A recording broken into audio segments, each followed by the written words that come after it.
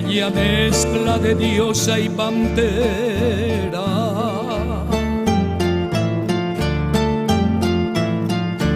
Doncella desnuda que habita el Guairá,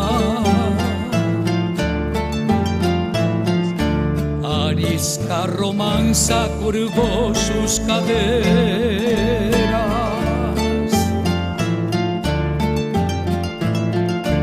copiando un recodo de azul Paraná. Montarás India manceba de la raza virgen Eva Guayaquil,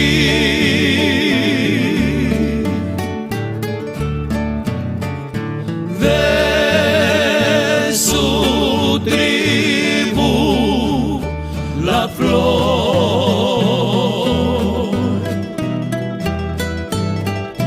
Montarás Guayaquil, Eva arisca de amor, del Edén guaraní.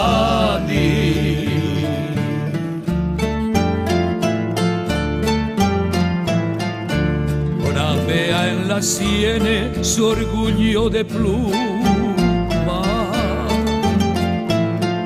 su lengua es salvaje, panal de Irusú, collar de colmillos de tigres y pumas,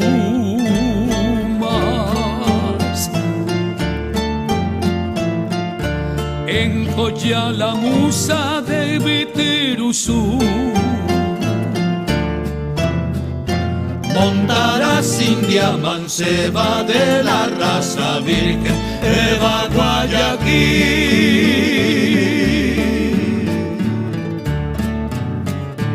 la silvestre mujer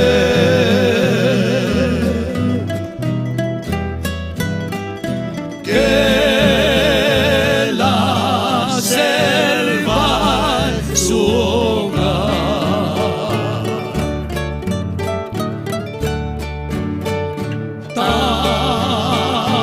también sabe querer,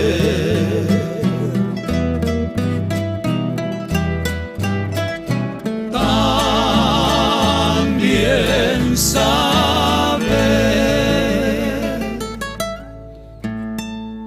soñar.